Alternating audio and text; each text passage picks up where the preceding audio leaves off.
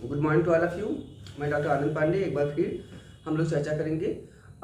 Last video में हमने चर्चा किया था कि जो लखनऊ विश्वविद्यालय में पीएचडी प्रोग्राम या रेट एग्ज़ाम के लिए जो प्रपोजल आया है, जो प्रस्ताव हुआ है, उसमें उसका प्रोसेस क्या है, उसमें किस तरह के लोग फॉर्म भर सकते हैं। तो उसमें हम लोगों ने 2 टाइप्स ऑफ पीएचडी की बात किया था, जिसमें एक हमने चर्चा किया था कि आपका रेगुलर या full time PhD and second one is part time PhD. Okay, तो हम लोग आज इसमें मुख्यतः चर्चा करेंगे पार्ट टाइम पीएचडी क्या है। ओके, चलिए देखते हैं। तो सबसे पहले हमने कहा कि PhD there are 2 types of PhD. First is है आपका रेगुलर पीएचडी या इसे आप कहते हैं फुल टाइम पीएचडी, जिसके लिए आपका टोटल 898 सीट है। And second one is part time PhD.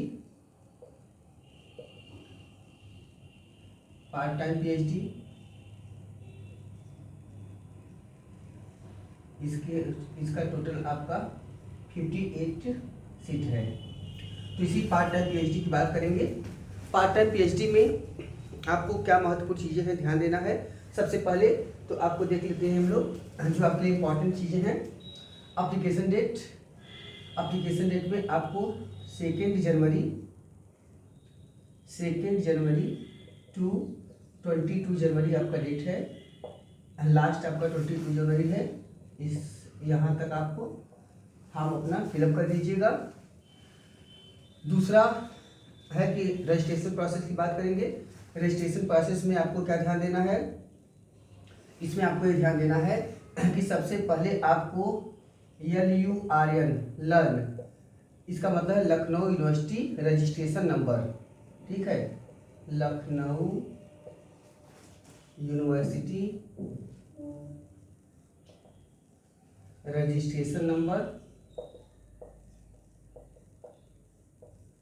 इस पे आपको जाकर पहले इनिशियली अपना फॉर्म फिलअप करना है। जैसे कि लोक सेवा आयोग का OTR है, उसी तरह यह भी सिस्टम है। यहाँ पे आप जाके पहले अपना फॉर्म फिलअप कर दीजिएगा। यहाँ से आपको एक नंबर मिलेगा, जैसे OTR मिलता है या लॉगिन आईडी के ऊपर कर सकते हैं। जो नंबर मिलेगा जब आप अपना फॉर्म फुल कंप्लीट करेंगे तो उसमें आपको यही नंबर फिलअप करना पड़ेगा। तो सबसे पहले लर्न पे जाकर, ठीक है, लखनऊ यूनिवर्सिटी की वेबसाइट पे जाके आप वहाँ से ये फिलअप कर सकते हैं। ठीक है, तो लर्न का जो नंबर मिलेगा वही आपको आगे चल के काम देगा। फी स्ट्रक्चर की बात करें तो फी स्ट्रक्चर में क्या है, आपका UR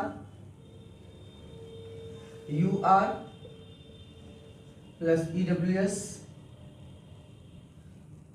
प्लस OBC, इसके लिए 2000 है। और उसके बाद आपका SC ST plus physically handicapped दिव्यांगजन, इनके लिए आपको 1000 पे करना है। यहाँ तक तो आपका हो गया मेन। अब आते हैं थोड़ा सा कि अगर सीट्स की बात करें तो इस संदर्भ में सबसे महत्वपूर्ण ये चीज़ याद करना है कि जो सीट है, यह सीट अलग अलग डिपार्टमेंट में अलग अलग है। जहाँ पे जैसे रिक्वायरमेंट है उस तरह से आपको यहाँ पे सीट रहेगा। इसमें जैसे कि एंशिएंट हिस्ट्री में आपको 3 सीट है। एंशिएंट हिस्ट्री में आपके पास 3 सीट है। इसी तरह आपके पास अप्लाइड इकोनॉमिक्स में 10 सीट है। ओके, आपको इंग्लिश में 8 सीट है। एजुकेशन में आपके 8 सीट है, इंग्लिश में कोई सीट नहीं है। उसके बाद जूलॉजी में 2 सीट है। फिर उसके बाद आपका स्टैटिक्स में 6 सीट है। और तो ऐसे ही अलग अलग जगह पे है, तो वो आपको लिस्ट प्रोवाइड कर देंगे। ओके, एंथ्रोपोलॉजी में 1 सीट है। अरब कल्चर में आपका 3 सीट है। बॉटनी में 4 सीट है। केमिस्ट्री में आपके पास 5 सीट है। तो अलग अलग डिपार्टमेंट में अलग अलग सीट है। ओके, अब आते हैं सबसे जो महत्वपूर्ण है वो है एलिजिबिलिटी। सबसे ज़्यादा कन्फ्यूजन ये होता है कि कौन से लोग फॉर्म भर सकते हैं, कौन से लोग फॉर्म नहीं भर सकते हैं। तो सबसे पहले हम लोग इसी पर चर्चा करेंगे, that is the most important things. हाँ, अगर आप फॉर्म भरते तो इसमें सबसे महत्वपूर्ण यही है। चलिए आते हैं, तो हम लोग पार्ट टाइम पीएचडी की बात कर रहे हैं। पार्ट टाइम पीएचडी में जो आपका मुख्य एलिजिबिलिटी है, सबसे प्रमुख आपकी एलिजिबिलिटी वो क्या है? एलिजिबिलिटी है, सबसे पहले याद रखिएगा कि आपको कौन लोग फॉर्म भरेंगे। सबसे पहले वे लोग होंगे जो लोग एम्प्लॉयड हैं, जो एम्प्लॉयज़ हैं, जो लोग कहीं नौकरी करते हैं, वो लोग फॉर्म भर सकते हैं। ठीक है, तो पहला है पार्ट टाइम पीएचडी के लिए जो पहली आपकी एलिजिबिलिटी है वह है आपका कि एम्प्लॉयज़ के लिए है। पहला चीज याद रखिएगा। अब एम्प्लॉयज़ में कौन कौन से एम्प्लॉयज़ हैं, कौन कौन से एम्प्लॉयज़ हैं, ये भी महत्वपूर्ण है। तो सबसे पहले देखते हैं ऐसे एम्प्लॉयज़, पहले एक चीज याद रखिए, ऐसे एम्प्लॉयज़ जिनको अपने सर्विस में कम से कम 5 इयर्स एक्सपीरियंस हो। ठीक है, तो 5 वर्ष का एक्सपीरियंस हो, सबसे महत्वपूर्ण पहली चीज है। ठीक है, तो पहला चीज ये होगा। दूसरा देखते हैं अब कौन कौन से लोग भरेंगे फॉर्म। तो पहला है, इसमें फॉर्म कौन भर सकते हैं एम्प्लॉयज़ में? तो पहला है कि ऐसे एम्प्लॉयज़ जो कि किसी भी रिकॉग्नाइज्ड एजुकेशनल इंस्टीट्यूशंस में हो। तो पहला तो है ऐसे लोग जो किसी recognised educational institutions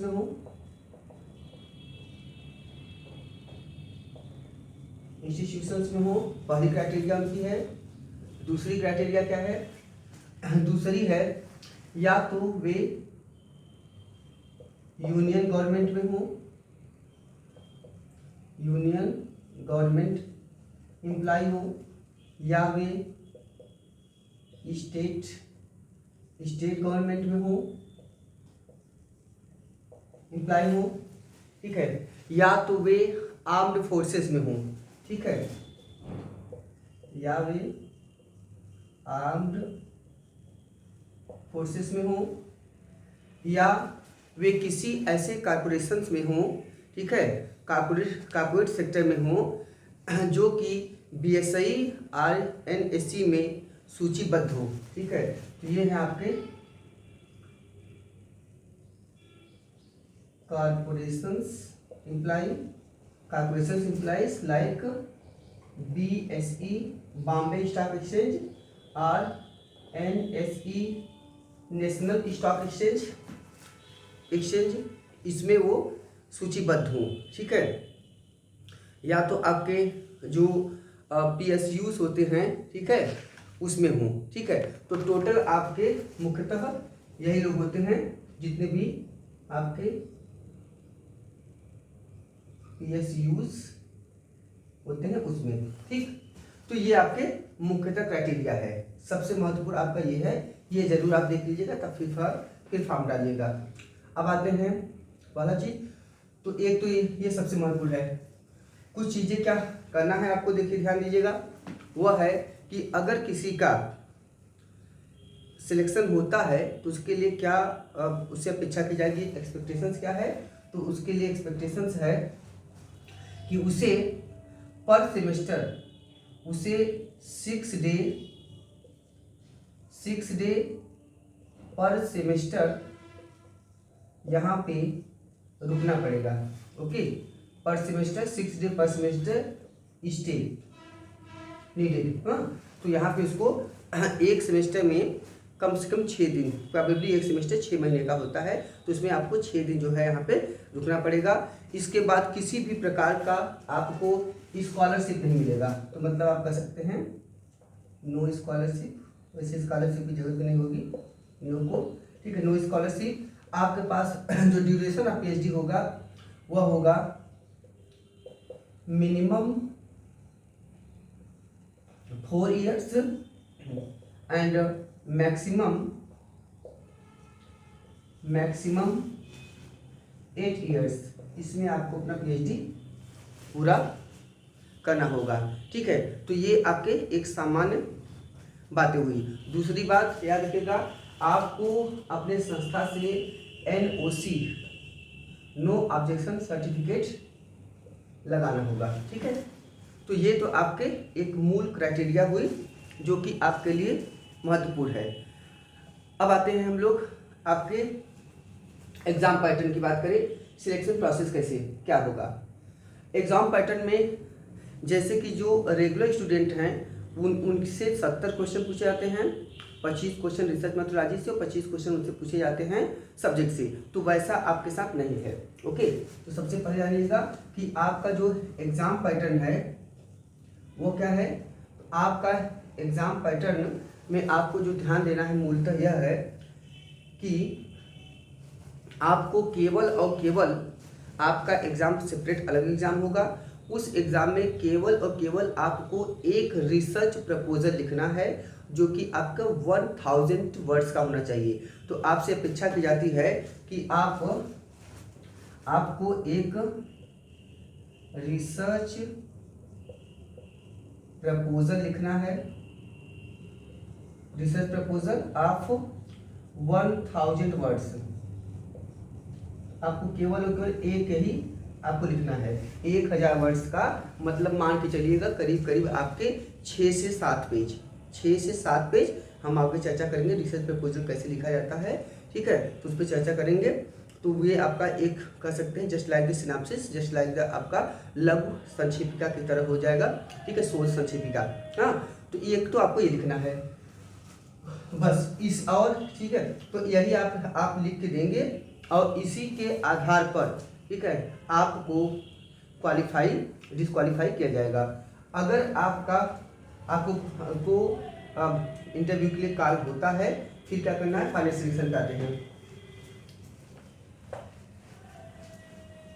final selection का जो प्रोसेस होगा वह आपके इसी 1000 वर्ड के research proposal, final selection criteria क्या है। तो इसमें है आपका कि आपको पहला final selection process it will be depend on 2 criteria। First आपका होगा योर रिसर्च प्रपोजल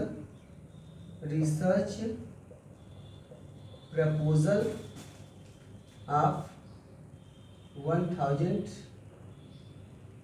1000 वर्ड्स जो आपने लिखा है उसमें से एक ये हो जाएगा। दूसरा आपका हो जाएगा इंटरव्यू। आप जितना भी नंबर रिसर्च प्रपोजल में पाते हैं उसका 70%, उसका जो होगा 70% आपका यहाँ पे है, इसका 70% विल बी टेकन या काउंटेड। ठीक है, आप कह सकते हैं कि विल बी काउंटेड। इसका आपका 70% काउंट होगा और इंटरव्यू का आपका 30% विल बी काउंटेड। ओके, ये हो गया 30%। इसी के आधार पे आपका फाइनल मेरिट लिस्ट बनाई जाएगी। अब इसमें आते हैं ये जो इंटरव्यू का 30% है इसमें आपको क्या क्या देखना है।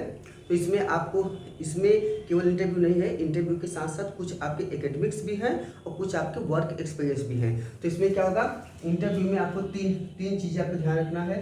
पहला आपका वर्क एक्सपीरियंस कैसा है, जो यहाँ आपने काम किया है, तो पहला आपका वर्क एक्सपीरियंस देखा जाएगा। दूसरा आपका एकेडमिक परफॉर्मेंस, एकेडमिक रिकॉर्ड या कह सकते हैं आपका जो API है, एकेडमिक परफॉर्मेंस इंडेक्स इसे बोलते हैं API। तो एकेडमिक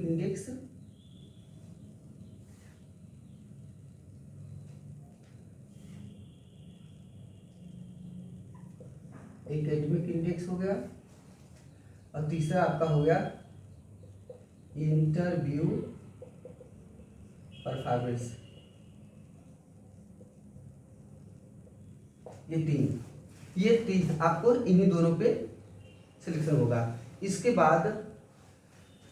बाद जितने भी सीट होगी, अगर स्टूडेंट्स ज़्यादा होते हैं, नंबर ऑफ स्टूडेंट्स ज़्यादा होते हैं, तो ऐसे कंडीशन में मैक्सिमम जो है 1 सीट पे मैक्सिमम आपका 1 सीट पर 3 टाइम्स स्टूडेंट्स का नाम प्रपोज हो सकता है। स्टूडेंट्स बुलाए जा सकते हैं, मतलब बुलाए जा सकते हैं ओवरऑल, और 3 times of students, 3 Guna student जो हैं उनके नाम प्रस्तावित होकर बीसी साहब के पास, वाइस चांसलर सर के पास जाएगा और वहाँ से अप्रूव्ड होकर आपको मौका मिलेगा। ठीक है, तो ये मुख्यतः आपका क्राइटेरिया है आपके सिलेक्शन का। तो मुख्यतः आपको इन चीज़ों पे फोकस करना है। हम आगे भी इस पे चर्चा करेंगे कि आगे और इसमें आपको क्या ध्यान देना है। ठीक है, चलिए, thank you to all of you.